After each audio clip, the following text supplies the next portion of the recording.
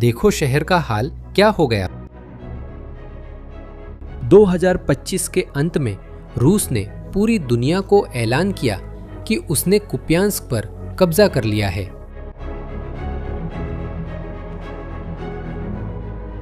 रूसी जनरलों ने साफ साफ कहा, शहर हमारा है।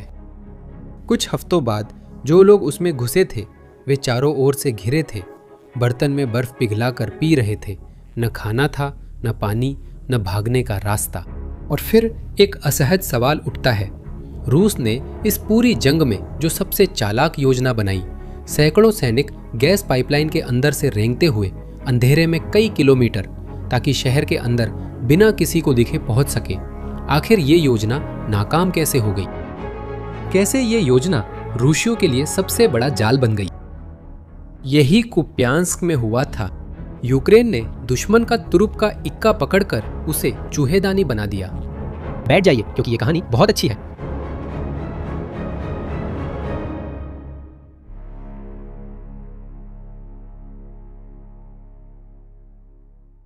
इस उलटफेर का पैमाना जानने के लिए रूसी हताशा की गहराई समझना जरूरी है, क्योंकि महीनों तक रूस ने क्लासिक तरीके से आदमी और मशीन को कुप्यांस्क के खिलाफ झोंक दिया। बख्तरबंद वाहनों की कतार, सीधा हमला, खुली जगह में पैदल सेना। नतीजा ये हुआ कि हर जगह उपकरणों का कब्रिस्तान बन गया और कोई प्रगति नहीं हुई। शहर किसी भी तरह नहीं गिर रहा था।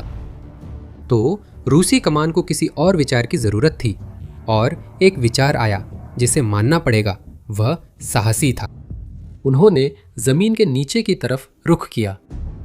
कुप्यांस्क के बीच से निष्क्रिय गैस पाइपलाइनों का एक जाल गुजरता है। लगभग 1.5 मीटर व्यास की पाइपें, खाली, अंधेरी, जो सब कुछ के नीचे से गुजरती हैं। यूक्रेनी खाइयों के नीचे से, बारूदी सुरंगों वाले खेतों के नीचे से, पूरी फ्रंट लाइन के नीचे से। रूस ने इन पाइपों को गुप्त मेट्रो की तरह इस्तेमाल करने का सोचा। सैनिक शहर से दूर एक छोर से अंदर जाते थे और वे रेंगना शुरू कर देते थे, घंटों तक। कभी कभी कई दिन अंधेरे में रहते थे, हवा भी नहीं मिलती थी, सामान को शरीर के आगे धकेलते हुए। इस पाइप के बारे में एक रूसी के शब्दों में, ये कभी खत्म नहीं होता।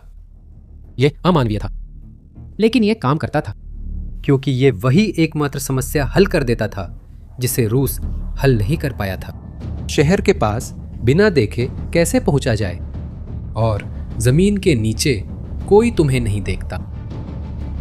योजना शानदार थी। प्रवेश द्वार पर समस्या, खैर समस्या बाहर निकलने की थी, क्योंकि पाइप के 2 सिरे होते हैं। आप एक तरफ से अदृश्य होकर अंदर जाते हैं, लेकिन किसी न किसी मोड़ पर आपको दूसरी तरफ से बाहर आना ही पड़ता है, और बाहर निकलना एक ही छेद से होता है, एक ही जगह से, जो अपनी जगह से हिलता नहीं है। और ठीक वही यूक्रेन ने जाल बिछाया। यूक्रेन की 3री आर्मी कोर ने पाइप के मुंह को एक एक करके चिन्हित करना शुरू किया। हर ज्ञात निकास एक नक्शे पर चिन्हित बिंदु बन गया, और उन सभी बिंदुओं पर उन्होंने एक स्थायी घात लगाई। देखो ये कैसे काम करता था। एक ड्रोन हवा में स्थिर रहता है, 24 घंटे पाइप के मुंह की निगरानी करता है। तोपखाना पहले से ही गणना की गई समन्वय के साथ छेद की ओर निशाना साधे रहता है। क्या हुआ क्या हुआ? First person view. और फर्स्ट पर्सन व्यू वाले ड्रोन, वो कामिकाज़े ड्रोन जिन्हें पायलट निशाने तक ले जाता है, बस आदेश का इंतजार करते हुए तैयार रहते हैं। फिर रूसी पाइप से बाहर निकलता है, थका हुआ, घंटों रेंगने के बाद। सोचता है कि वह दुश्मन के ब्लाइंड स्पॉट में अचानक प्रकट हो गया है, और असल में वो उस निशाने के बीच में आ गया था जो उसके लिए पहले से ही तैयार था। अगले कुछ सेकंड में जो होता है वह बहुत तेज है। वह यूनिट जिसने वहां पहुंचने के लिए पूरा दिन रेंगते हुए बिताया, कुछ ही सेकंड में खत्म हो जाती है। और यही पहली बड़ी उलटफेर है। अंदर अदृश्य करने वाला पाइप बाहर आते ही सबका ध्यान खींच रहा था। रूस ने खुद अपने हाथों से एक कतार बना दी थी, जिसमें लोग कतार में कत्ल खाने की ओर बढ़ रहे थे। और अगर आपको इस तरह का विश्लेषण पसंद है जो सुर्खियों के पीछे की बात बताता है, तो एक काम जल्दी से करिए, चैनल को सब्सक्राइब कर लीजिए, क्योंकि अब जो आने वाला है वही गलती इस साहसी योजना को आपदा बना देती है। भले ही बाहर निकलते समय कुछ लोग खो दिए, कुछ रूसी समूह आगे बढ़ने में कामयाब रहे। वे इमारत दर इमारत घुसपैठ करते गए और एक ऐसी जगह तक पहुंच गए जो सोने के बराबर थी, यूवी लाइन इलाका, जहां से शहर की मुख्य लॉजिस्टिक धारा गुजरती है। यहीं से सामान और लोग बाहर जाते हैं। जो इसे नियंत्रित करता है वही कुप्यांस्क को नियंत्रित करता है। यही रूस ने वह गलती की जिससे सब कुछ छिन गया। रूसी सैनिक कमांड को अपनी सेवा दिखाने के लिए, यह साबित करने के लिए कि उन्होंने इलाके पर कब्जा कर लिया है, झंडे फहराने लगे, रूस के झंडे, छतों के ऊपर दिन के उजाले में, ताकि सब लोग देख सकें। कहावत है, शैतान बारीकियों में छुपा होता है। देखिए, सबने वही देखा, यहां तक कि यूक्रेनी ड्रोन भी, जो सबके ऊपर उड़ रहे थे। उस झंडे को फहराना ऐसा ही था जैसे दुश्मन को अपनी लोकेशन रजिस्टर्ड चिट्ठी से भेज देना। रूसी एक इमारत में जश्न मनाते हुए घुसे। कुछ सेकंड बाद एफपीवी खिड़की से अंदर आया और इमारत आग के गोले में बदल गई।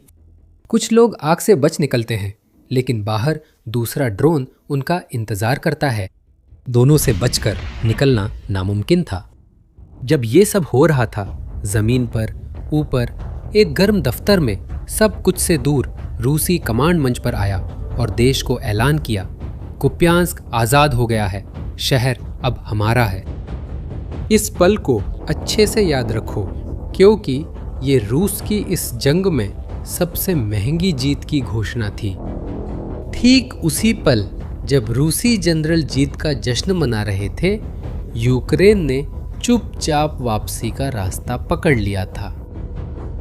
और अब मुझे एक बात ईमानदारी से बताओ, क्या तुम उस पाइप में घुसते जबकि तुम्हें पता होता कि दूसरी तरफ क्या है?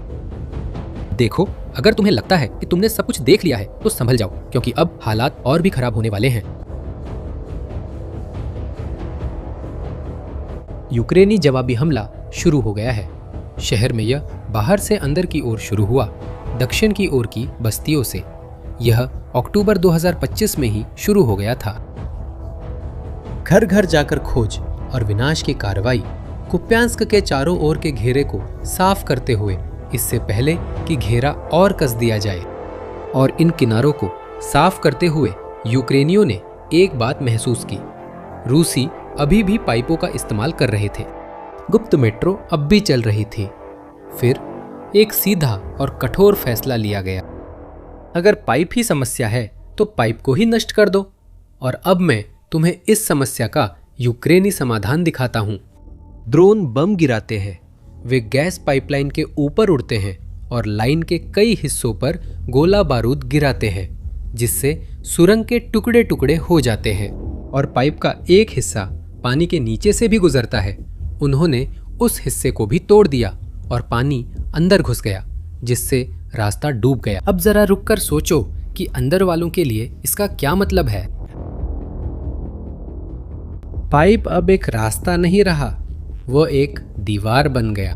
रूसी जो पहले ही शहर में घुस चुके थे और उस सुरंग के जरिए कुमुक, खाना, गोला बारूद पाने और जरूरत पड़ने पर भागने की उम्मीद कर रहे थे, वे अंदर ही फंसे रह गए, बंद हो गए। चूहेदानी बंद हो गई।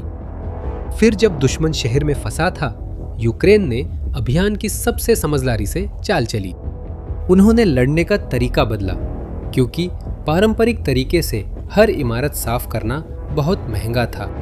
आप पैदल सेना भेजते हैं, सीढ़ियां चढ़ते हैं, हर दरवाज़ा खोलते हैं और वहाँ कोई रूसी ट्रिगर पर उंगली रखे मिल सकता है। यूक्रेनियों ने यह तरीका आजमाया। जवाब में भारी गोलीबारी हुई, सैनिक घायल हुए, ऑपरेशन रुका, लोग बाहर आ गए। तब कमांडर ने एक ऐसा फैसला लिया जो बाद में नियम बन गया। एक इमारत को साफ करने के लिए और सैनिकों को खतरे में डालने के बजाय वे बस पूरी इमारत को गिरा देते थे। और तरीका बहुत सटीक था। एक छोटी हमला टीम कब्जे वाली इमारत के पास पहुंचती है जब 2 लोग कवर देते हैं, तीसरा अंदर जाता है और विस्फोटक लगाता है। कुछ मामलों में 4 एंटी टैंक माइंस TM-60 और 2 एक साथ बांधी गई थी। TM-60 और 2 माइनस युद्ध टैंक नष्ट करने के लिए बनाई गई है। सोचिए, 4 ऐसी माइंस। बिल्डिंग की संरचना के अंदर वे इन्हें लगाते हैं, चुपचाप बाहर निकल जाते हैं और डिटोनेटर दबा देते हैं और एक पूरा 10 मंजिला इमारत जिसमें रूसी अंदर है एक ही बार में गिर जाती है, बिना एक भी यूक्रेनी सैनिक को सीढ़ियों में खोए। इसी उलटफेर ने कुपियांस्क पर जीत दिलाई। रूस मीटर जीतने के लिए सैकड़ों आदमी खर्च करता था, यूक्रेन आदमी बचाने के लिए विस्फोटक खर्च करता था। उसके बाद से ये एक घेराबंदी बन गई जो बस और कड़ी होती गई। उविलेन मोहल्ले में आर्टेरिया लॉजिस्टिका वाले में स्काला रेजिमेंट घुसी और इमारत दर इमारत आगे बढ़ी। ड्रोन से पहचान, पास जाकर हमला और धमाका होता था। रूसी लोग तहखानों में छुपकर दरवाजे बैरिकेड करते थे जिससे ड्रोन नहीं पहुंच पाता और पैदल सेना अंदर नहीं जा सकती थी। पता है जवाब क्या था? धमाका। पूरा इमारत गिर जाता और जो बचता उसके पास सिर्फ एक ही विकल्प होता, आत्मसमर्पण करना। जो ऊंची इमारतों से बचते वे रिहायशी इलाके भागते और वहां भी सफाई करते। शहर के केंद्र में भी यही होता था। खार्किव की सेना भी उतनी ही सावधानी से बढ़ रही थी। ड्रोन से तहखाने में ग्रेनेड, जो भी हिलता चारों तरफ से घेरा एक साथ कसता जाता जब तक कि आखिरी जगह ना बच जाए जो सबसे मुश्किल होती थी। रूस की सबसे बेहतरीन, सबसे अच्छी तरह से प्रशिक्षित सेनाएं सभी शहर के अस्पताल की इमारत में इकट्ठा हो गई और वहीं उन्होंने सच में डटकर मुकाबला किया। यूक्रेनियों ने चारों ओर स्नाइपर्स तैनात कर थर्मल साइट से और ड्रोन मोर्टार से इलाके को कंट्रोल किया और फिर भी अस्पताल नहीं गिरा। हमला कम से कम 5 दिन तक चला। पैदल सेना ने बार बार अंदर घुसने की कोशिश की और हर बार उन्हें पीछे धकेल दिया गया। क्या आपको कहानी की शुरुआत याद है? क्या आपको वह सैनिक याद है जो बर्फ पिघला रहा था? वही वह पल था। अस्पताल में रूसी लोगों के पास खाना पानी खत्म हो गया था। वे जिंदा रहने को बर्फ पिघला रहे थे क्योंकि उन्हें आपूर्ति देने वाला पाइप नदी में टूट गया था। गैस पाइपलाइन उड़ाए जाने के बाद शुरू हुई घेराबंदी अब खत्म होने वाली थी। उन्हें सिर्फ गोलियों से नहीं हराया गया, उन्हें भूख, प्यास और अलगाव से हराया गया। आखिर में अंदर जाने की भी जरूरत नहीं पड़ी। यूक्रेन ने विमानन और तोपखाने को बुलाया और बस अस्पताल को जमीन तक तबाह कर दिया जो भी ध्वस्त होने से बचा था। ड्रोन खत्म हो गए और यूक्रेनी पक्ष के अनुसार कुपियांस्क के अंदर एक भी रूसी सैनिक लड़ने के काबिल नहीं बचा। हम फिर से शुरुआत पर लौटते हैं। खाली शहर, बर्फ, पतीले में गैस पाइपलाइन जो कुपियांस्क की कुंजी थी वहीं घुसने वालों का ताबूत बन गई। वही पाइप जिसने रूसियों को अंदर घुसते समय छुपाया था, वही भागते समय उन्हें फंसा भी गया। गुप्त हथियार और मौत की सजा दोनों एक ही चीज थी।